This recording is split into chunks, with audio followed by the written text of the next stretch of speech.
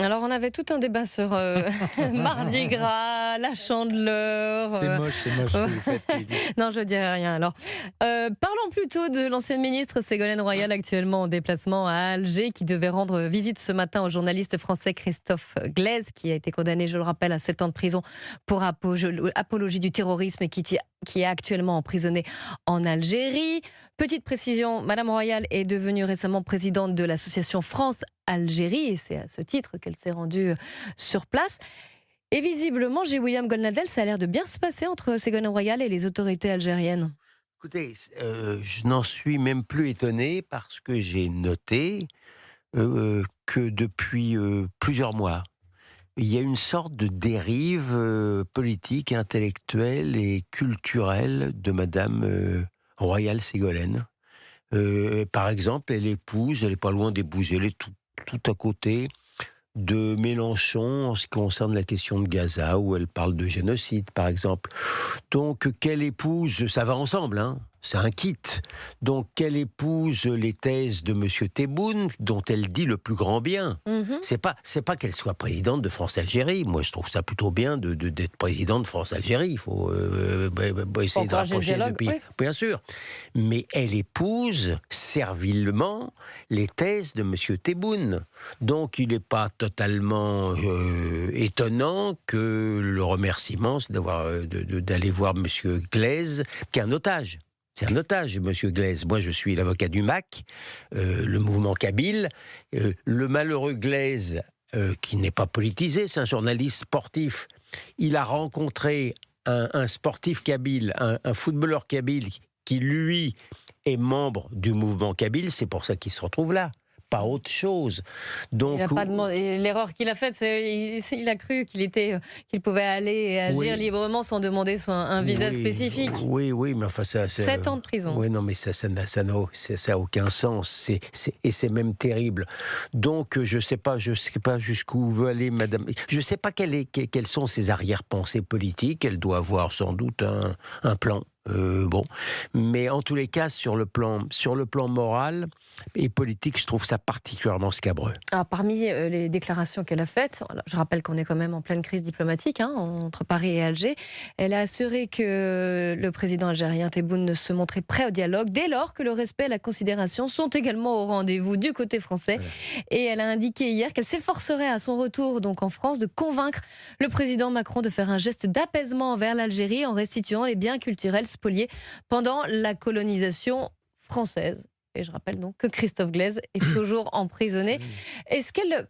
Alors, si on essaie de voir les choses dans le bon sens, est-ce qu'elle pourrait aider à la libération de Christophe Glaise ou au contraire, est-ce que vous pensez, vous, Raphaël Steinville, qu'elle parasite l'action diplomatique du Quai d'Orsay ou d'Emmanuel Macron ? D'abord, je ne sais pas s'il y a une action discrète ou non de la diplomatie française pour régler la question de Christophe Glaise et retenu, Ah, vous en retenu en doutez ? détention. Honnêtement, de la même manière qu'on pouvait en douter pour Boualem Sansal, on s'étonne que rien ne se passe depuis de longs mois maintenant. Mais pour en revenir à ce voyage de Ségolène Royal et à la présidence de l'association France-Algérie, je pense qu'il faut quand même rappeler que si elle est devenue présidente de cette association, ce n'est pas anodin. Son prédécesseur, c'était Arnaud Montebourg, qui a été contraint finalement à renoncer à son mandat de président parce qu'il avait apporté son soutien au comité de soutien de Boualem Sansal. Et donc, d'une certaine manière, Ségolène Royal, en prenant la présidence de cette association qui avait été voulue et créée par le général de Gaulle en 1963 pour maintenir un lien avec nos anciennes colonies, aujourd'hui, dans sa posture, dans ses mots, dans la manière dont finalement elle sert les intérêts du régime, elle se fait même le porte-voix de Tebboune. Et donc on se demande si c'est de la diplomatie ou s'il n'y a pas finalement des intentions qui sont peut-être autres, un peu à la manière d'un Emmanuel Macron qui en 2017, pour faire campagne, était allé à Alger. Est-ce que ce n'est pas plutôt davantage le signe, non pas qu'elle veuille je n'en doute pas par ailleurs, hein, venir au secours de Christophe Glaise, mais peut-être maintenir un certain nombre de ses ambitions. Je pense qu'elle n'a pas renoncé à pouvoir se présenter en 2027. Et d'une certaine manière, pour les socialistes ou pour les hommes de gauche, c'est un pèlerinage presque obligé désormais que de passer par l'Algérie pour essayer de plaire et au régime et à la diaspora. Qui compte. Ouais, il fait passer des messages. Qui compte pour quelque chose dans le vote des Algériens. Gilles William Goldnadel. J'ignorais cette histoire de Montebourg, c'est intéressant de la savoir. Il est clair que Ségolène Royal a décidé d'être dans la vassalité totale par rapport à la dictature algérienne, ça, il n'y a pas de doute. L'hypothèse qu'elle ait le désir de vouloir se présenter en politique à nouveau, je la trouve un petit peu fumeuse, mais peu importe. Mais c'est certain que le passage à l'extrême gauche, où elle se trouve maintenant, c'est de présenter, effectivement, d'être dans la soumission et à l'égard de l'affaire de Gaza et à l'égard de l'affaire algérienne. Ça, il n'y a pas de doute. Je voudrais vous faire écouter le député Ensemble pour la République, Charles Rodwell, qui était l'invité de la grande interview ce matin sur Europe 1 et CNews. Il estime donc que les propos de Ségolène Royal en Algérie s'apparentent à une forme de trahison d'État. Je voudrais avoir votre point de vue après. Écoutez-le. Pour moi, son initiative, lorsqu'elle qualifie la France d'algérophobie sur le territoire algérien, s'apparente à une forme de trahison d'État. Je pense que ce mot n'est pas de trop, puisqu'on est dans une situation, comme vous le savez, très complexe vis-à-vis du régime algérien, qui pendant des mois a gardé Boualem Sansal enfermé, qui a toujours Christophe Glaise enfermé. Et donc le fait qu'une ancienne candidate à la présidentielle, qui a été ministre d'État de la République française, se rende en Algérie pour tenir de tels propos, pour moi, s'apparente à vraiment un scandale politique. Alors les mots sont forts, hein, scandale politique, trahison d'État. Je dirais plutôt trahison nationale. Le mot trahison, je le conserve, je l'approuve. On est dans la trahison morale et intellectuelle. Et scandale, c'est un scandale moral aussi, parce que, pardon, je parle pas d'État. Madame Ségolène Royal ne représente pas l'État français. Mais l'État français lui-même, vous savez, j'ai entendu les réactions politiques gouvernementales par rapport à ce que fait Ségolène Royal. Ils montent pas le très haut, ils acceptent. Ils sont aussi, eux, dans une sorte de voussure intellectuelle et morale. Et en fait, ce que vous regrettez, c'est pas tellement que le dialogue soit ininterrompu entre les deux. Voilà, c'est la teneur des propos. Non mais soyons bien clairs.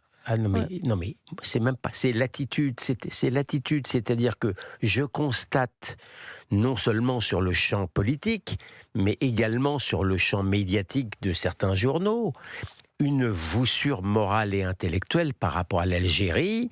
Mais encore une fois, je le remets dans le cadre d'un masochisme français que je dénonce depuis longtemps. Raphaël Steinville, trahison d'État ? Trahison, oui, en tout cas, ça c'est une certitude. En fait, ce qui étonne, c'est que Ségolène Royal, elle ne sert pas les intérêts de la France, non pas en dialoguant avec M. Tebboune, mais en épousant ses revendications, en se faisant le porte-voix des revendications du régime. C'est ça qui est étonnant, c'est-à-dire que dans un dialogue, on attend peut-être une confrontation parfois peut-être musclée, mais en tout cas, là, il n'y a rien de cela, c'est vraiment... On épouse le point de vue de l'adversaire et on balaye finalement les arguments qui sont portés depuis, qui ont été portés avant d'être tus à l'époque de Bruno Retailleau.